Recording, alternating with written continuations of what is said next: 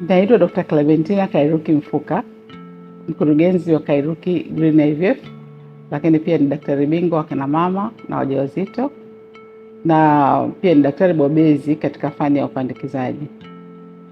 Katika kusherehekea siku ya wanawake duniani Machi 2026, kwa niaba yangu binafsi na kwa niaba ya wanawake wenzangu katika kituo chetu cha Green IVF, tunapenda kuwapongeza sana wanawake wote. Siku ya leo nipongeze kwa kusema mwanamke ni nguzo ya familia. Mwanamke ni uti wa mgongo katika taifa letu. Lakini pia mwanamke ni dira na mfano wa kuigwa sehemu zote atakapokuwa. Pia ni gurudumu la kuhakikisha vizazi vinaendelea kuwepo. Hilo ni jambo kubwa sana. Hongereni sana wanawake wenzangu. Tunaungana na wanawake wote duniani kuhakikisha kuwa haki na usawa kwa mwanamke na msichana vinadumishwa popote duniani. Asanteni sana kwa kunisikiliza.